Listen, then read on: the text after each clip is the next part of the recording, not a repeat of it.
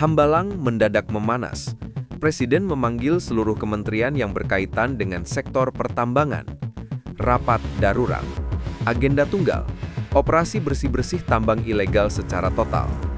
Rapat dimulai siang dan baru selesai ketika malam benar-benar turun. Intensitasnya jarang terjadi. Bahkan untuk standar Pak Prabowo yang selama ini dikenal tegas, kali ini tekanannya berbeda, seperti membuka pintu masalah yang selama bertahun-tahun dibiarkan menumpuk. Satgas Penertiban Hutan membeberkan temuan terbaru. Laporan itu bukan sekadar serius, itu semacam rekapitulasi dari pembiaran panjang.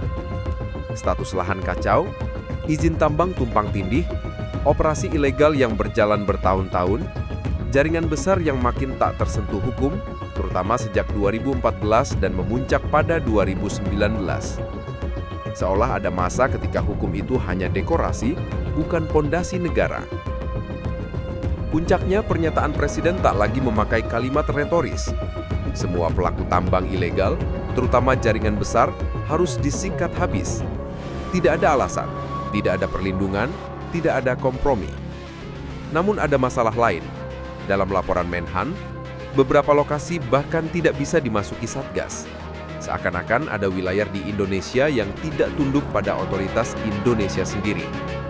Karena itu, Presiden memutuskan TNI, Polri, Kejaksaan, PPATK, BPKP, Kementerian Kehutanan, semua harus bergerak dalam satu komando langsung di bawah Presiden. Tidak ada lagi ruang untuk negara dalam negara. 3 hari sebelumnya, Morowali memberi tanda bahaya. Presiden memerintahkan latihan TNI di wilayah yang dekat dengan pusat-pusat tambang ilegal.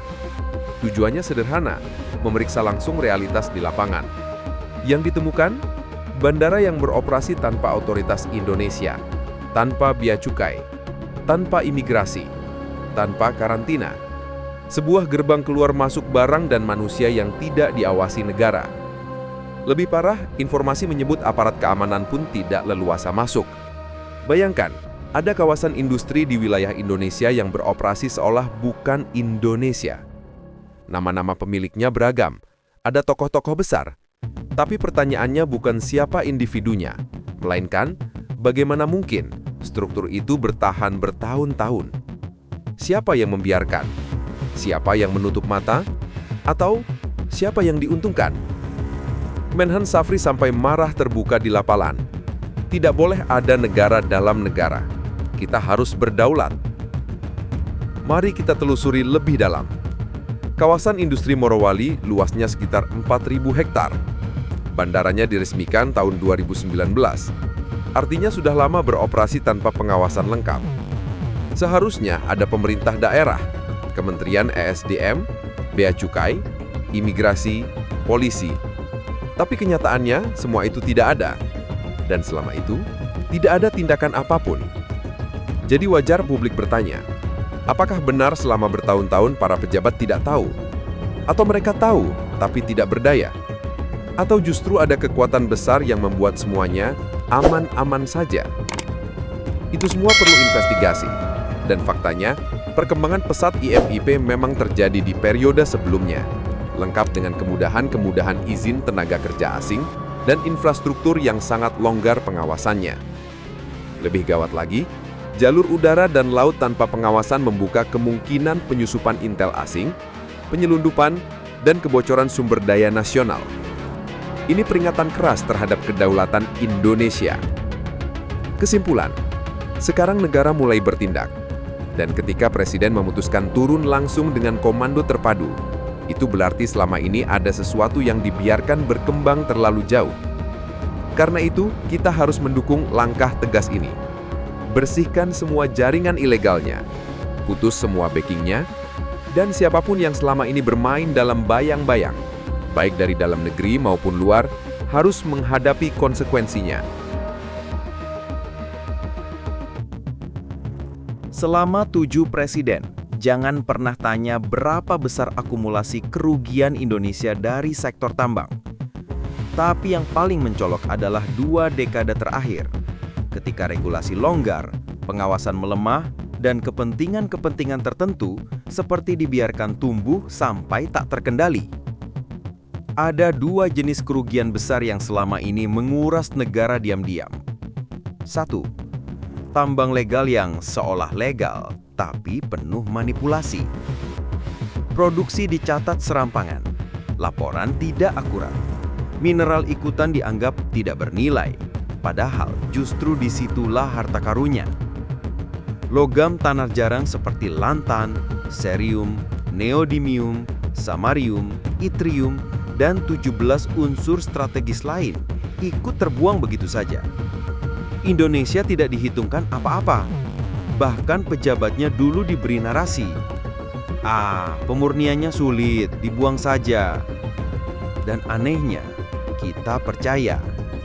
Sementara negara lain menjadi raja baterai, raja chip dunia. Pertanyaannya, dari mana bahan bakunya? Kalau bukan dari mineral ikutan yang selama ini terbang entah kemana.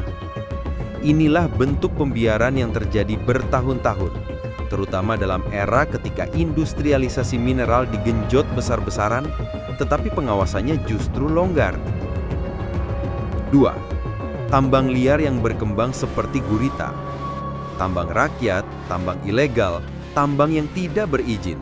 Semuanya menyatu membentuk industri gelap yang merusak lingkungan dan mengalirkan keuntungan ke tangan para bohir. Sekitar 5 juta orang menggantungkan hidup di sana.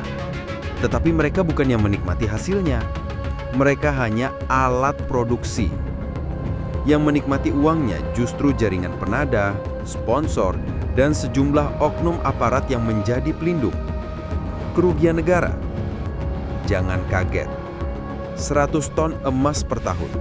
Ribuan ton timah, nikel, tembaga, mangan, pasir besi. Totalnya bisa tembus 400 triliun lebih. Uang yang seharusnya masuk negara malah mengalir ke kantong kelompok tertentu. Banyak di antaranya pemain luar negeri yang bebas keluar masuk. Paling ironis, kerusakan terstruktur ini tumbuh subur justru di masa ketika tambang seharusnya menjadi tulang punggung ekonomi nasional. Tapi nyatanya dibiarkan menjadi ladang pribadi para oligarki. Kini situasinya berubah. Pak Prabowo membentuk Satgas untuk menyapu bersih tambang ilegal, sawit ilegal, dan pembalakan liar. Langkah ini jelas membuat banyak pihak panas dingin. X, para mafia tambang nggak suka. X, para bohir gelisah. X, jaringan oligarki gerah. X, mereka yang dulu menikmati kelonggaran mulai panik. Karena untuk pertama kalinya dalam waktu lama, aliran uang gelap itu mulai diputus. Maka tidak heran muncul pola serangan, narasi hitam di sosial media, upaya membentuk opini untuk menjatuhkan pemerintahan, bangun kekuatan politik untuk oposisi 2020X, dan strategi soft power hingga hard power untuk mengganggu kebijakan bersih-bersih tambang. Sebab kalau kebijakan baru ini jalan terus, para pemain lama kehilangan panggung, kehilangan privilege, kehilangan sumber daya. Mereka ingin kembali ke masa ketika tambang liar aman, ketika tidak ada satgas, ketika kebijakan memudahkan mereka mengeruk sumber daya tanpa gangguan. Dan sekarang, Prabowo harus menghadapi sisa-sisa pembiaran masa lalu. Sebuah warisan masalah yang terlalu lama didiamkan. Sebuah struktur ekonomi gelap yang tumbuh karena pengawasan lemah di era sebelumnya. Sebuah sistem yang membuat mafia tambang hidup nyaman dan nyaris tak tersentuh. Tidak mudah melawan warisan rumit seperti ini. Tapi justru karena itulah, langkah bersih-bersih ini harus didukung. Inilah saatnya negara kembali berdaulat atas kekayaannya sendiri. Dukung gerakan pemberantasan tambang ilegal. Viralkan, afirmasi, perkuat. Karena kalau negara kalah, yang menang hanya mafia dan oligarki.